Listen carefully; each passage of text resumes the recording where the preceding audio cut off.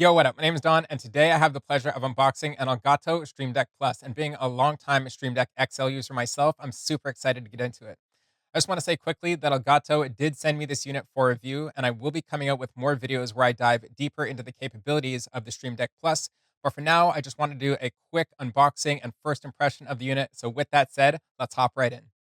All right, so I've got the Stream Deck Plus in front of me here, and I can't wait to get into this thing. Already having used the Stream Deck XL for a couple years, you can see it just there to the left. I can't wait to see how the Stream Deck Plus fits into my specific Elgato ecosystem and how I have my folders and buttons, etc., set up. So let's get into this here and see what we've got in the box. I guess we're going to have to open it first. So let's just go ahead and do that. Let's just give it a little snip there. Give it a little snip at the bottom there too. That'll do. All right. So, one of the things I'm most excited about is the fact that while we do have less buttons on the Stream Deck F Plus itself, there is the addition of the dials, which you can see there greeted right away. And the unit is face up. Absolutely gorgeous. By the way, can we just get a shot of that? Absolutely gorgeous unit. The dials feel very tactile when you turn them. You can feel the little nubs at each I guess indent of the dial.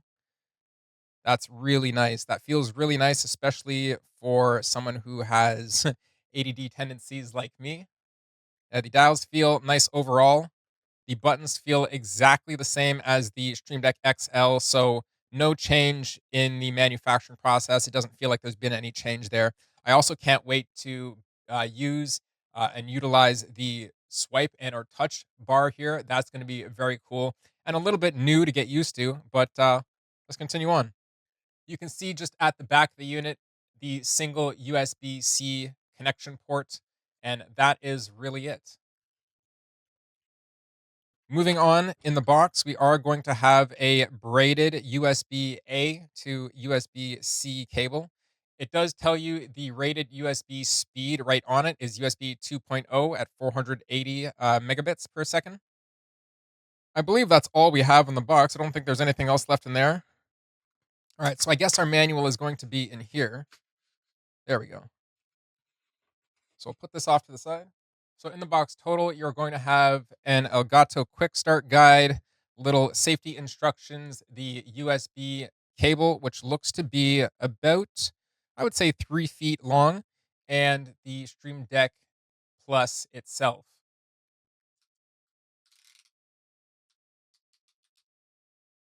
So I went ahead and measured the cable. This is a 5 foot braided cable, very nice quality, and should last the test of time.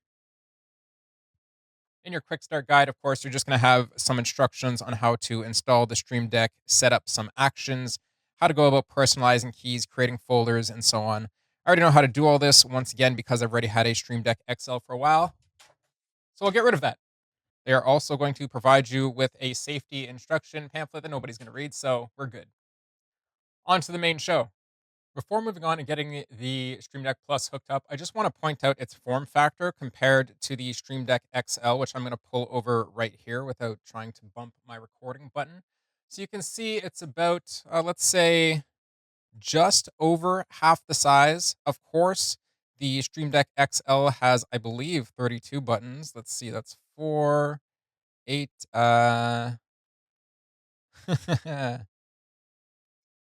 Okay, we had to count, but it's 32 buttons. So we're going from 32 buttons to 8 buttons, a swipe screen, and a dial.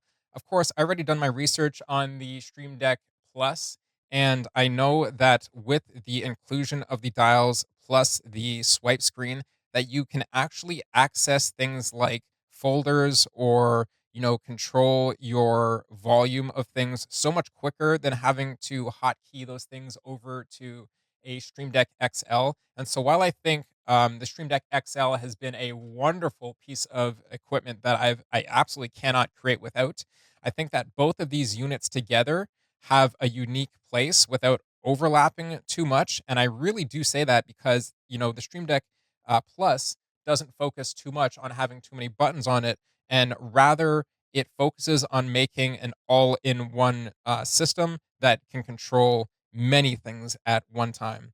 So I think these two together are going to be an absolute pair, an absolute unit to you know to be reckoned with, and I can't wait to hook it up. So let's get the Stream Deck Plus hooked up and see what it can do. So now with the Stream Deck Plus hooked up in front of us, we can see that there are already some folders and buttons already applied to the buttons of the Stream Deck, as well as some functions applied to the touch bar, which coincides with the dials. So we can go into the apps, which is the first folder it has here. It looks like it's got some default buttons set up for to open Google Chrome, Firefox, and Microsoft Edge, I believe, as well as open up a new folder. This looks like a notepad and or document. We have paint and calculator. I have tested the calculator button. It does open calculator, which is pretty awesome. Again, the functionality and extent that you can really, you know, twist and meld and make Stream Decks work for your specific setup is like to the moon and back. The possibilities really are endless. And so I love how with the Stream Deck Plus, we're going to have the added ability to navigate around all the things that we want to do that much faster. So we can see going into the next folder, we have links there. Again, these are default links. It looks like we've got YouTube, Twitch, we've got Twitter. We've got Elgato's website of the Elgato Marketplace, Corsair, because Elgato is a Corsair brand, I do believe. And we've got a one that opens up TikTok. That's pretty awesome, actually. I should have set that up on my Stream Deck XL, as we can see in the background there. I do have a bunch of buttons set up there, and that's only for one of my folders. Of course, if you have a Stream Deck XL, you know how intense it can get. So to be able to navigate amongst all these buttons we have set up back here that much quicker is going to be fantastic. Next, we've got some emojis, an emoji keyboard. Let's see what that is. That actually opens up on my desktop. It actually opens up the emoji keyboard. It's the same as pressing the Windows button plus period or right clicking if you're typing text on your desktop, right clicking and choosing the emoji selection, which is what I do more often than not. So to see that in there is actually pretty funny. And it looks like we've got some pre-built default emojis, the poop emoji, little eyes looking, the fire emoji, 100, some eyes looking right at you with a big old mouth. And then I'm gonna call this the uwu emoji, little fingers pointing at each other with a slightly sad face. That's actually hilarious. Going back up, we've got tutorials next. This is tutorials by Elgato. We can see that's really cool. I like that they did that actually. We've got plugins, actions, accounts, profiles, folders, pages, and advanced. I'm going to actually click into advanced. There we have multi actions, smart profiles, and dial stacks.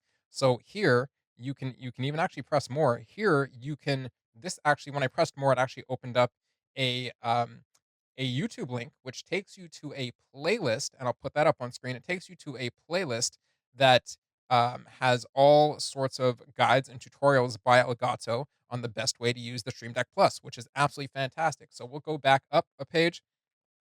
We'll go back up again to the front page. We've got a screenshot button. I do not know why I do not have this on my Stream Deck XL. That's not on you, XL. That's on that's on me. So yeah, no, that's really cool. Take a screenshot.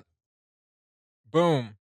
That's awesome. It did hook me up with a screenshot of my desktop. That's really cool.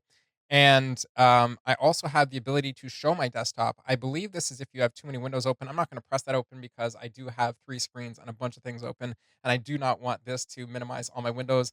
But I believe that is going to be the same as pressing the little show desktop tab, which is going to be on your taskbar in the bottom wee little bottom right corner. You press that little rectangular, slim little snippet of a button, and it will bring all your windows down. So that is pretty cool. Getting into the dials, once again, they work fantastically. They feel really good. They feel really good. If I could get an audio cue of how each little indent or each little nub on the dial feels, they're is I'm not sure how many indents there are going all the way around the wheel because there's no start or stop on the wheels. They just go endlessly around and around and around, but they feel fantastic. They really do feel fantastic. Um, I'm not sure if I got into the other dial functions. We had the undo redo here, which is fantastic. I'm not sure if that applies to any program that you're currently in, which would be really cool.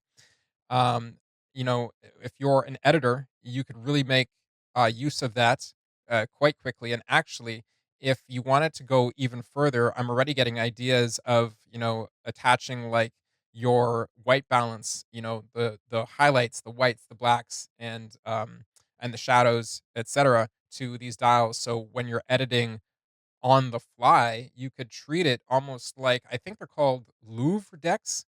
um, these are, kind of modular keyboards that came out for photographers, more aimed at photographers in the last couple of years that kind of have dials like this on it, and other hotkeyable buttons that makes your workflow faster in programs like Adobe Photoshop, like Lightroom, even on the video side, like Premiere, and like Adobe After Effects, and any other editing programs by any other brand name company such as Adobe. Next, we've got the system volume. It works fantastically. It is turning up and down my system volume. It goes by increments of two, so 72, 74, 76, 78, and 80. It works fantastically. Um, the SD plus brightness, I'm not sure what I said this was before, but it is for the Stream Deck's brightness. So again, we've got this goes up and down in increments of 5%, 0%. You can turn it all the way off, 5%, 10, 15, 20, and so forth and so on. We're going to get all the way back up to 80%. I do like how there is the brightness is on a dial off the bat. I like that. That's their default.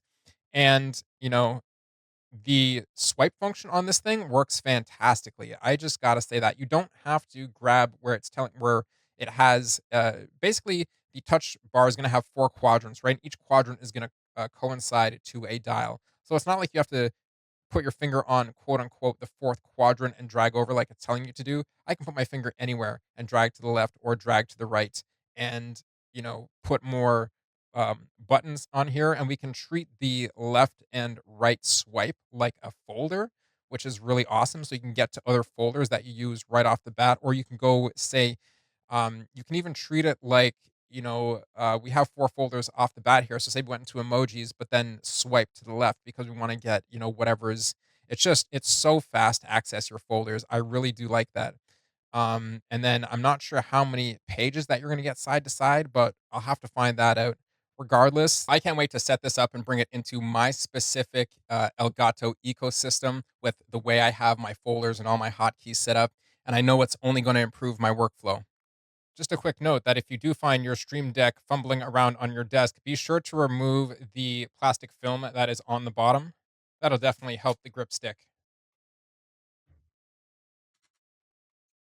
So, with all that being said, that brings me to the end of my unboxing and first look at the Elgato Stream Deck Plus. Like I said, I can't wait to bring this thing into my specific ecosystem and to help improve my workflow to be better than it is currently. And the way that I'm going to do that, don't forget, on top of the Elgato software that you install, you can go to the marketplace. Do not sleep on the marketplace, which is going to take your Stream Deck from an already amazing piece of gear out of the box to an indispensable piece of equipment on your desk. So don't sleep on the marketplace. Don't sleep on Elgato products. Honestly, they last the test of time and only get better through software updates and support outside of just the hardware releases. And I can't wait to dive further into the Stream Deck Plus and dive more into the capabilities, its full capabilities, what it can do, because it's more than meets the eye. So stick around for that. Hit the subscribe button, and as always, like and share, and I'll see you in the next one.